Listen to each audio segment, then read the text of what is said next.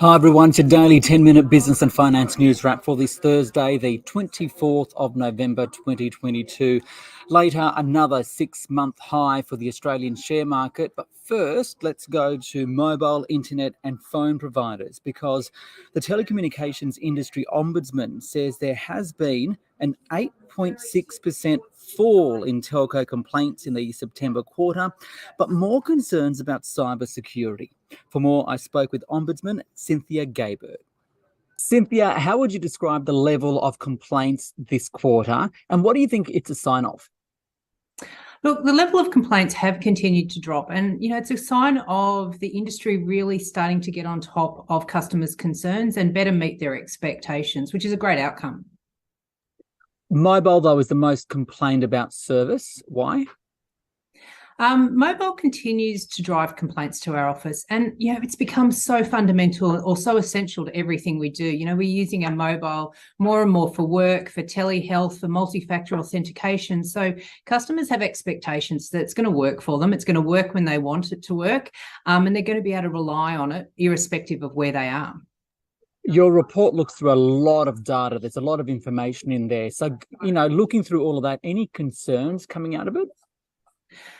One of the things we are still concerned about is we are still seeing unfair sales practices. And, some telco products and services are quite complex. People might go into a shop or be speaking to someone on the phone thinking they know what they want, and then they find themselves a bit overwhelmed or baffled by all the information being thrown at them. So we're really encouraging industry to spend the time to understand what customers need, what customers want, and not overwhelm them with things they think they want that may actually not meet their needs or expectations.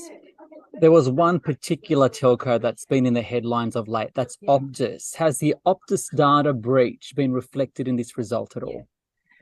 Yeah, the Optus data breach hit in the last week of this quarter, so has definitely had an impact on our case volumes, and we did see privacy complaints kick into the top 5 complaints for the first time ever. Customers are frustrated and understandably quite anxious and upset that their personal and private information has been made available out to some people, apparently. But, the breach of people's trust and confidence that when they provide data that it will be kept safe and secure is an understandable source of stress for consumers, and they're coming to us about it. There was one particular telecommunications provider that's been in the headlines lately. That's Optus.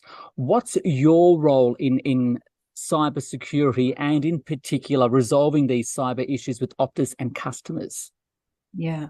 Look, our primary role is to help individual consumers get their complaints resolved. So making sure that they're getting in contact with Optus and can get on top of their complaints.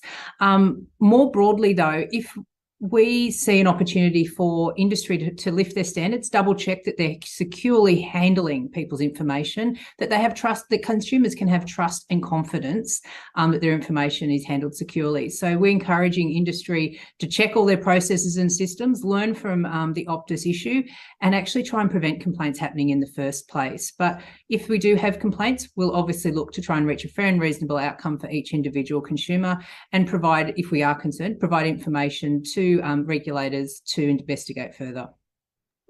And just finally, overall, what should consumers do if they do have an issue with their telco provider and it's not resolved? What are the next steps?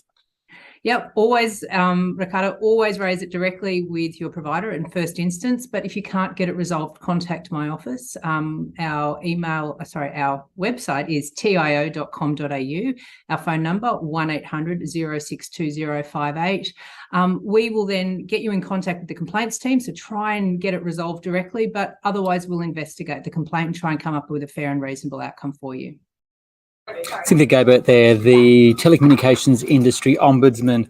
Now to the Australian share market, which rose to another 6-month high. The S&P ASX 200 up by 0.1%, 7,241. Don't forget the market in the US, we closed overnight for the Thanksgiving public holiday. For more, I spoke earlier with Gemma Dale. She's an analyst at nabtrade. Gemma, what's driving the market today?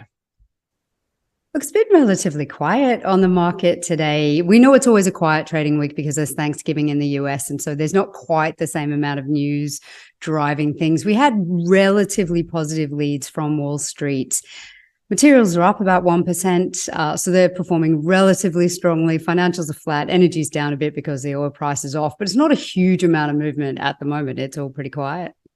Gemma, also the US Federal Reserve overnight said that there may be a slower pace of rate rises soon, and that may be appropriate.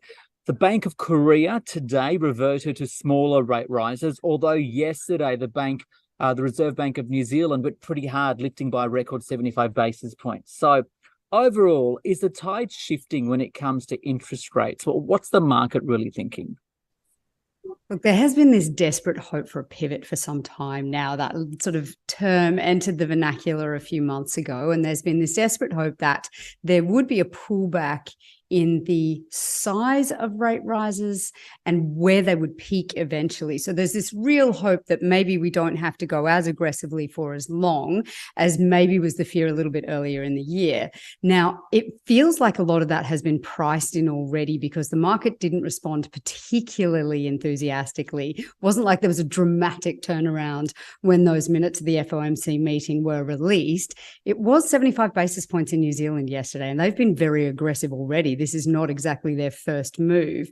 So there are strong increases around the world still occurring. I think it's quite clear from those minutes, yes, there is the possibility that it's appropriate to slow.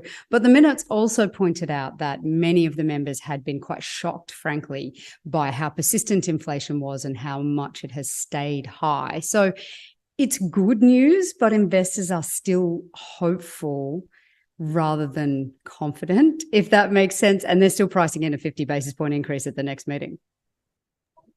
The big economic event, Black Friday sales, Cyber Monday sales, all happening this weekend. We know that Australians are spending like ever before. The latest retail sales numbers from the Bureau from a few weeks back for September showed record sales, $35.1 billion. So I guess the question is, will this kind of activity continue? We heard from some retailers, listed retailers on the market today. What are they saying, and how does this all reflect consumer sentiment? Yeah, this is such an interesting one. So the first thing to point out is that consumer sentiment is terrible. Consumers are feeling really bad. The sentiment levels that we're recording, most recently reported, are very similar to GFC levels and also to deep COVID levels. So the consumer feels not great. That said, as you pointed out, they're spending a lot. The question is, are they spending more because prices are higher, or are they buying more in general? And it's hard to pick through the data and see exactly what it is. It's probably a combination of both of those factors. So we had Nick Scali out today saying they'd had an extraordinary period relative to the comparative period last year, up 74%.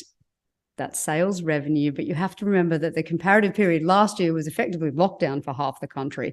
So when you are a furniture retailer and people have to go into your store, it wasn't a great period to compare to. You look really good now. They didn't give any forward guidance. You've got Harvey Norman saying things are going pretty well, so they're quite positive on how their sales are going. And Kogan, their sales revenue is up. It's sort of looking okay. Their big issue has been inventory, trying to run that down because they've been holding on to so much stock they couldn't sell. Share price was up 10% because it looks like they're getting a handle on that. So really mixed messages from the retailers. They seem to be feeling okay. We know from NAB's business sentiment survey that businesses are also not feeling great, but conditions are really good. So broadly speaking, you would hope that we'll get through this period and everyone will do quite well, but they're not feeling good about it. Okay. Finally, AGL Energy closing a power station early. This one's in South Australia. What's this all about? Yeah, it's an interesting one. It's worth noting that South Australia has been very much on the front foot in terms of the uptake of renewables, and it has made some of the power stations, certainly in South Australia, less viable. AGL's pointed out it's going to have no material impact at all on profit, either in the current period or going forward. So they don't have any particular concern. It's just less viable now because of that significant uptake of renewables in that particular state. Gemma Dale there from nabtrade. This SBS On The Money stream is provided for informational purposes only. The content in this stream should not be understood as constituting advice or a recommendation. It is not personal advice and it does not consider your personal circumstances or objectives. You should contact a licensed professional before making any financial decision.